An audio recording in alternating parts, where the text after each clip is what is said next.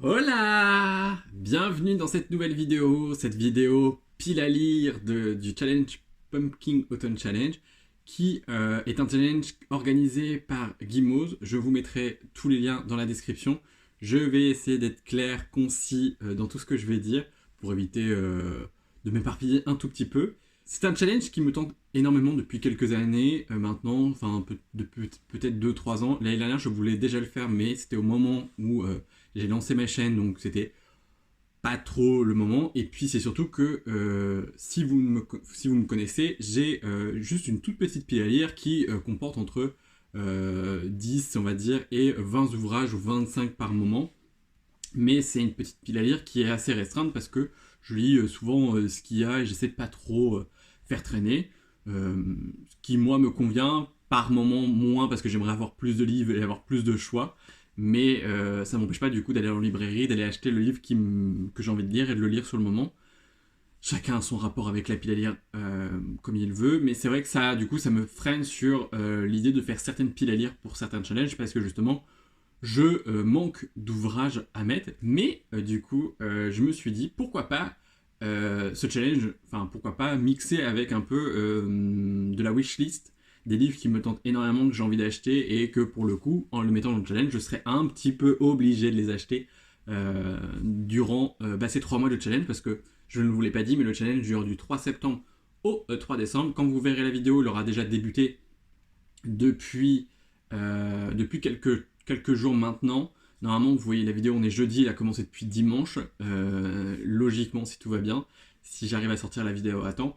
Je n'ai pas pu bien faire la vidéo avant parce que pour plein de raisons et parce que je suis indécis et que j'ai voulu réfléchir sans 7 ans pour cette pile à lire. Mais je suis armé de mes notes, de ma petite pile à lire. Et puis on va commencer maintenant, enfin tout de suite. Ce challenge, du coup, qu'organise Gimoz, c'est on peut très bien autant lire des livres, que ce soit graphique, roman, BD, manga, tout ça, que visionner des séries, films ou jouer à des jeux vidéo. Donc dans cette pile à lire, enfin dans cette pioche à lire plutôt, vous allez retrouver 10 romans, 2 graphiques et 2 séries. Parce que je me suis dit que ça me forçait un tout petit peu à mater des séries que j'ai très envie de mater. Voilà, parce qu'il y a des séries qui attendent toujours dans mon envie de lire et puis de revoir ou de voir. Donc c'était l'occasion. Donc je me suis dit, pourquoi pas en profiter. Au pire des cas, je lirai un livre qui validera la catégorie aussi, mais c'est pas grave. Cette année, elle a décidé de faire ça par tableau et non par menu. Donc nous avons 4 tableaux avec 2 de 4 catégories et 2 de 3, il me semble. Donc on va essayer d'être assez rapide et concis. Le premier tableau s'intitule Automne frissonnant, qui est un best-seller du Pumpkin Autumn Challenge. La première catégorie, c'est Viens flotter avec nous, avec les mots-clés horreur, thriller, clown, épouvante, fantastique et rouge. Si vous connaissez un petit peu, je ne lis pas de trailer, je suis pas très fan d'épouvante, j'ai un peu la trouille de tout. Donc je me suis concentré sur rouge et un petit peu sur le titre. J'ai décidé de sortir une relique de ma pile à lire qui, du coup, est dans ma pile à lire depuis un an à peu près. C'est Le Diable s'habille en Prada par Lauren Westberg, aux éditions Pocket, qui est un livre que j'ai trouvé en boîte à livres. Mais il faut savoir que je suis très fan du film, et du coup, je me suis dit, quand je l'ai vu, j'ai dit, je ne peux pas passer à côté. Donc, il est rouge. On va dire que le côté fantastique pour le diable, j'ai essayé de tirer, vous verrez, j'ai essayé de rentrer des trucs par 1000 raisons, parce que, voilà, je veux aussi lire des choses qui me tentent à moi. J'essaie de sortir un peu de ma zone de confort, mais je veux lire quand même des livres qui me plaisent. Je ne pouvais pas bien résumer de ce livre parce qu'en soi, comme tous les autres livres, c'est des livres que je vais lire assez rapidement, donc je préférais ne pas trop m'étendre. Mais si vous voulez un petit rapide résumé, nous allons suivre une héroïne principale qui va être embauchée dans une maison de mode comme assistante, mais qui ne connaît absolument rien à la mode et va apprendre à découvrir la mode. Et c'est un film totalement génial parce que moi j'ai fait mes études dans la mode et j'adore, j'aurais trop aimé avoir son travail, je trouve ça juste génial, outre tous les autres aspects exagérés du rôle, mais pour le coup c'est un livre, c'est un film que j'adore, donc je pense que je ne vais que apprécier le roman. J'ai pas vu le film depuis un moment, mais évidemment, vu que je l'ai vu plein de fois, je l'ai en tête. Mais j'avoue que du coup, je vais me laisser tenter directement par au moins le livre, et puis voilà, comme ça au moins, ça sera une relique qui sortira de ma pile à lire. Pour la deuxième catégorie de ce tableau, c'est l'enfer des backrooms, avec pour mots-clés dimensions parallèles, cryptique, labyrinthe, internet, légende urbaine et mystère. Moi, j'ai décidé de pencher pour le côté mystère avec les disparus du pays imaginaire aux éditions Sabran par Aidan Thomas, qui est une lecture que j'ai entamée parce que quand j'ai acheté le collector, j'ai voulu me dire j'ai acheté le collector donc je le lis. Donc je ne ferai pas le résumé, c'est une réécriture un petit peu thriller young adulte du conte de fées de Peter Pan.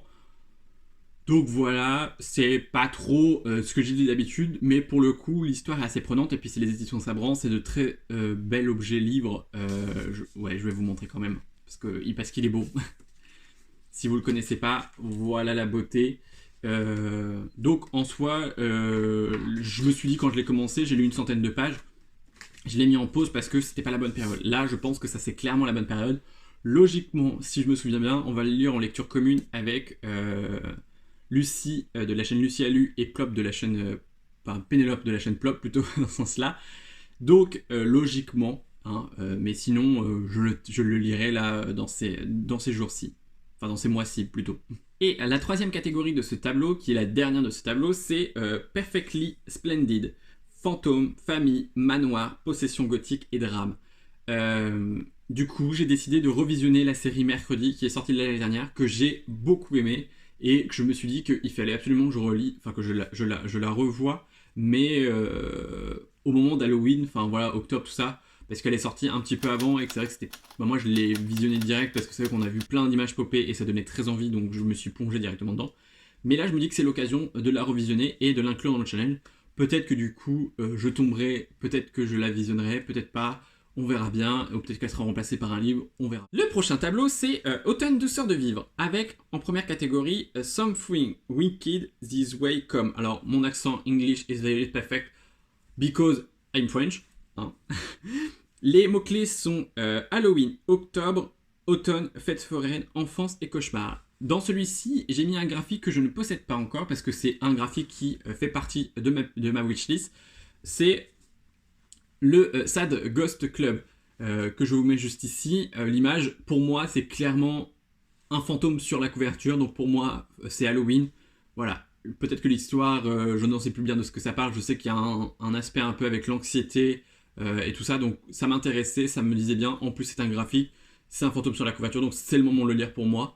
Donc je l'ai casé. La deuxième catégorie de ce tableau, c'est poupée de souvenirs automatique à votre service, avec pour le mot-clé épistolaire, correspondance, sentiment, émotion, amour, deuil, gratitude et guérison.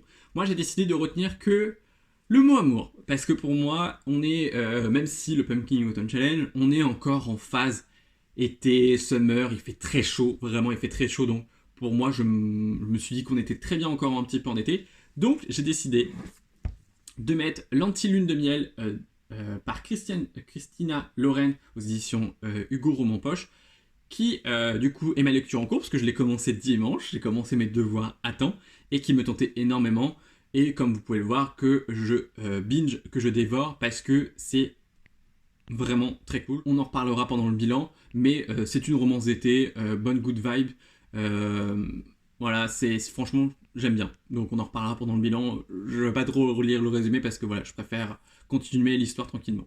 La prochaine catégorie, c'est la Dame Chouette des îles bouillantes. Bouillante. Sorcière, magie, malédiction, école, parcours initiatique et amitié.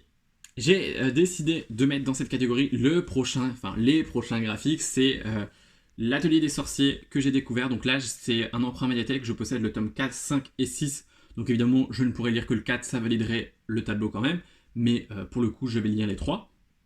Qui est une série de mangas que j'ai découvert il y a très récemment et que j'ai adoré. Vraiment, c'est... Voilà. On va y suivre des jeunes sorcières qui sont dans une... Enfin, qui apprennent à devenir sorcières. C'est très mignon, c'est très amitié, c'est très bonne vibe, c'est très... Voilà, c'est vraiment... C'est tout ce que j'aime dans le milieu de la magie. C'est vraiment... tout mignon, tout plein de petits trucs, tout plein de beaux messages. C'est vraiment adorable, l'univers est sublime. Je ne vais pas vous montrer de planches parce que de peur de vous spoiler trop. Mais ouais, c'est parce qu'on arrive sur le tome 4, 5, 6. Donc voilà, mais vraiment, si vous hésitez, foncez. Et puis, du coup, ça clôture, ça rentre très bien dans cette catégorie pour sorcière, parcours initiatique, amitié. Vraiment, c'était le manga parfait pour moi. Dès lors où j'ai dit, c'est l'atelier des sorciers. C'est clairement ça que je mettrais dans cette catégorie. La dernière catégorie, c'est la loi fondamentale de l'échange équivalent. Alors, c'est entre guillemets une catégorie où on doit partager soit une lecture commune sur un livre, soit regarder un film avec quelqu'un d'autre, ou une série en duo, ou alors jouer à un jeu vidéo, parce qu'il y a aussi jeux vidéo, soit jouer à un jeu vidéo avec quelqu'un en ligne. Moi, j'ai décidé de sélectionner parmi de nombreuses, on va dire, lectures communes qu'on doit faire avec Lucie et Pénélope. J'ai décidé de choisir Pénélope Renditac parce que c'est une des prochaines lectures communes qu'on va faire.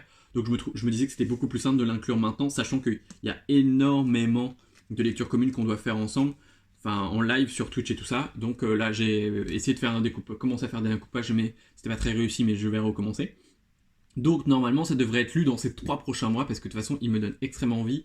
C'est un tome 1, je ne sais plus bien de quoi ça parle, juste que j'en ai entendu de bons retours et qu'il me tente énormément. Donc ça, pareil, ça sera lu assez rapidement, je pense. Donc on en reparlera évidemment, je pense, dans un bilan. De toute façon, toutes les lectures que je vous présente, logiquement, on devrait en reparler en bilan. Même en soi, même si je ne, entre guillemets, la liste, je la prends, là, je l'ai faite, je la pose dans un coin et je verrai le 3 décembre ce que j'ai lu, ce que j'ai pas lu. Je ne me force en rien. Mais tout ce que j'ai mis dans cette pile à lire, c'est des romans qui me donnent extrêmement envie, ou des séries qui me donnent extrêmement envie de voir maintenant, et que je sais que j'ai très envie de lire là maintenant. Peut-être que dans 3 mois, dans 2 mois, ce sera peut-être plus le cas.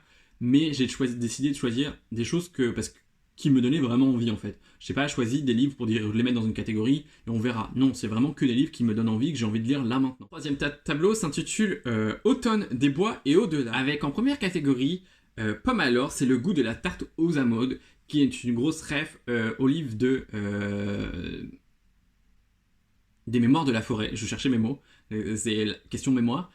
Malheureusement, je peux pas les inclure dans ce livre, dans cette catégorie, parce que moi j'ai déjà lu les mémoires de la forêt, le tome 1, le tome 2 et le tome 3 sort très récemment. Mais moi, vu que c'est un tome 3 qui se base assez sur l'hiver, je pense que je me le garderai pour début décembre, novembre, début décembre, histoire que ça soit parfait. Donc le challenge sera quasi terminé, donc je ne vais pas l'inclure dedans, je pense, histoire de pas non plus être chiant. Nous avons pour mots-clés animaux, mémoire, intérêt émotionnel, thé, gourmandise, altruisme, tendresse, aide et guide. Moi, j'ai décidé de mettre Sous la porte qui chuchote de T.J. Klune, parce que déjà, c'est un auteur que je veux découvrir depuis un moment, que j'en entends beaucoup de retours positifs. Et du coup, je me dis, autant commencer par un one-shot. Et celui-ci a l'air d'être parfait. On va y suivre un personnage principal qui, de ce que j'ai compris, décède et voit toute sa vie défiler derrière. Donc, il y a tout un côté mémoire, tout ça. Et en plus, il a rendez-vous dans un salon de thé. Donc, thé fonctionne aussi. Donc voilà, je me suis dit, c'était local, je l'ai bien qu'elle est là. C'est pareil, c'est un livre qui me donne extrêmement envie. Donc c'est un livre que je vais devoir me procurer ces prochains temps, parce que c'est quelque chose qui me tente énormément depuis un moment. En deuxième catégorie, nous avons La légende de la hache noire, avec les mots-clés médiéval, chevaleresque, quête, épopée, illustrée et fantasy. Et j'ai décidé de mettre un livre que j'ai déjà acheté, qui est en route pour chez moi, et que j'ai fait une très bonne affaire, vraiment d'occasion, donc je suis hyper content. C'est Morgane Pendragon. C'est une réécriture de la légende du roi Arthur. Voilà, je pense qu'il n'y a pas besoin d'en dire plus. Je pense que les mots-clés validés par ce livre sont nombreux. Donc j'ai hâte de le découvrir depuis que Lucie et Pénélope l'ont lu et en ont fait un éloge. J'ai très envie de le lire. Le prix me rebutait un tout petit peu parce que c'est vrai que c'était 22,90 et je me dis oui, bon, je sais pas trop. Et là, je suis tombé d'occasion, vraiment une grosse pépite. Donc je me suis dit, j'attends de le recevoir pour être vraiment content. Mais il n'y a pas de raison, je pense.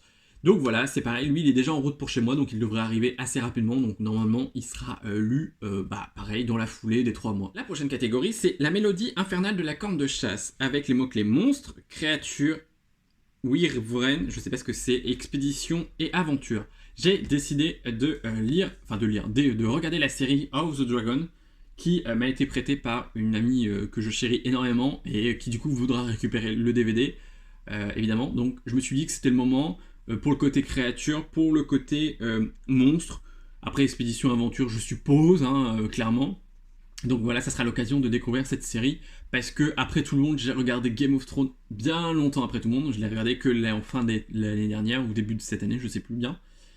Et que j'ai adoré, et du coup, voilà, j'ai laissé un petit peu reposer, et puis je vais du coup maintenant m'attaquer à cette série qui m'a l'air toute somme géniale, donc avec des dragons, donc voilà, tant qu'il y a des dragons, ça peut être que génial. Pour la dernière catégorie de ce tableau, c'est Rocket Raccoon and on the Run. Pour mutation, expérience scientifique, science-fiction, chasseur de primes, gardien et galaxie. J'ai mis un roman d'une autrice que j'ai découvert 2 ouvrages, enfin un ouvrage mais en deux tomes.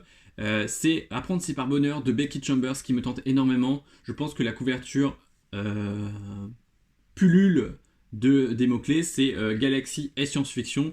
Je sais qu'il y a une espèce d'expédition spatiale avec 4 astronautes, c'est un roman assez court. Voilà, je n'en sais pas bien beaucoup plus. Je sais que j'ai vu sur la chaîne de The Riddler qui en a parlé sur une vidéo qui a recommandé 5 petits romans. Je crois que c'est elle. Et je m'excuse d'ailleurs si c'est pas elle. Mais c'est pareil. Mais du coup, je l'avais mis en wishlist parce que c'est une autrice que j'ai beaucoup aimé les ouvrages que j'ai dû lire d'elle. Et j'ai toujours envie de la découvrir.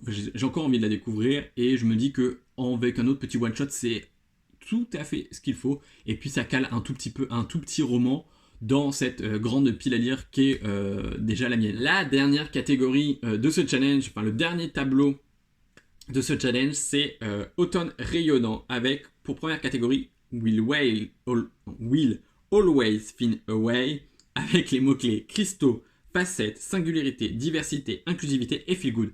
J'ai décidé de m'attarder sur diversité, inclusivité, peut-être autre chose, L'attraction des astres, par Phil Stamper aux éditions Corrigan, qui me tente énormément. Il est sorti très récemment, il est sorti au mois d'août.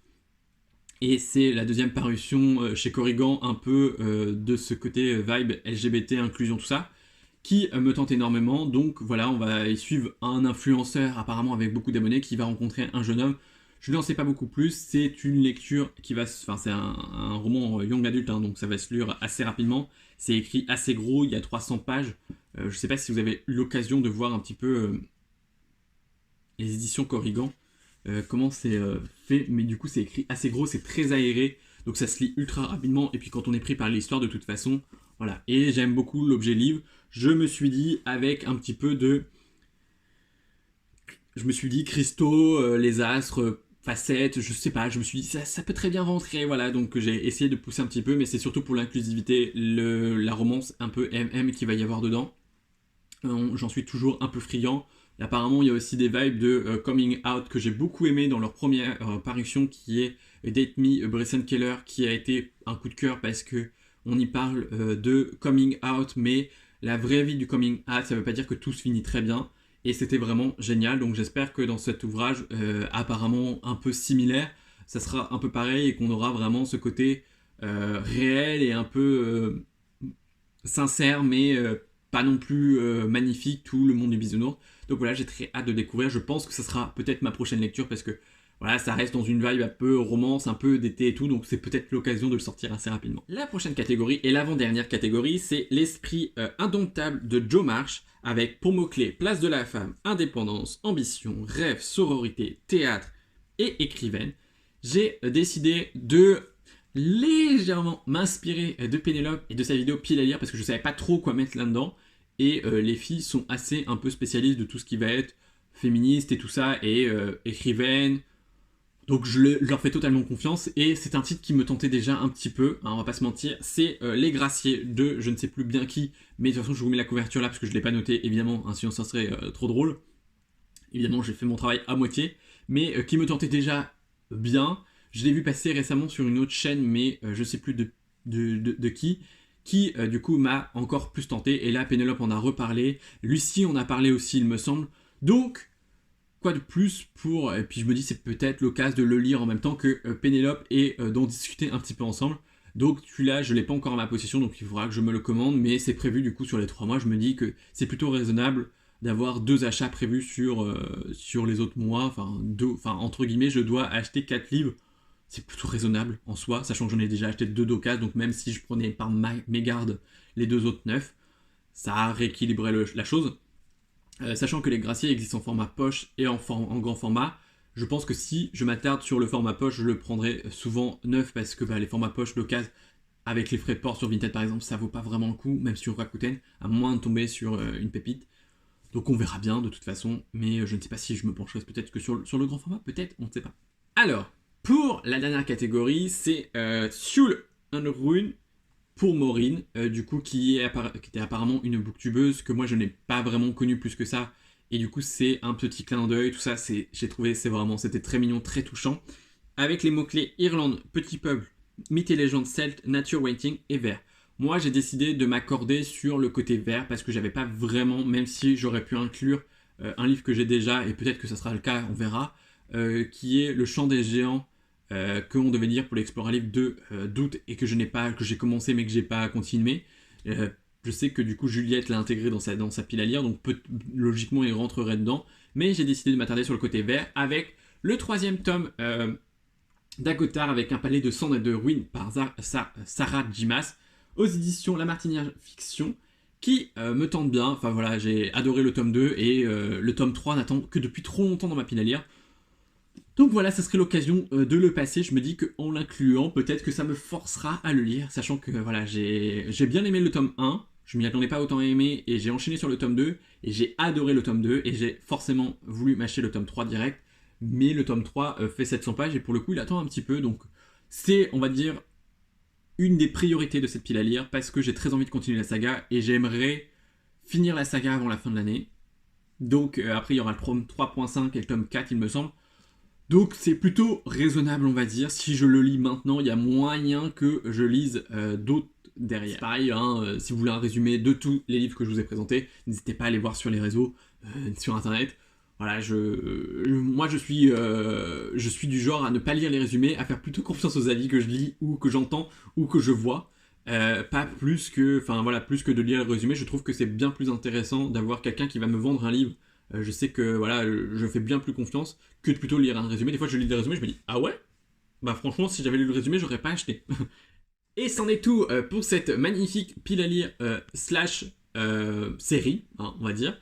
J'espère qu'en tout cas cette vidéo vous aura plu. Si ce n'est pas encore le cas, n'hésitez pas à vous abonner, à liker cette vidéo et à partager dans les commentaires si vous participez au challenge ou pas, avec quelques peut-être idées de lecture, peut-être que ça peut m'intégrer d'autres choses, parce que cette pile à lire n'est pas, on va dire, définitive, je peux très bien lire autre chose, et d'ailleurs je vais pas m'imposer, hein, le but premier étant de plus se faire plaisir.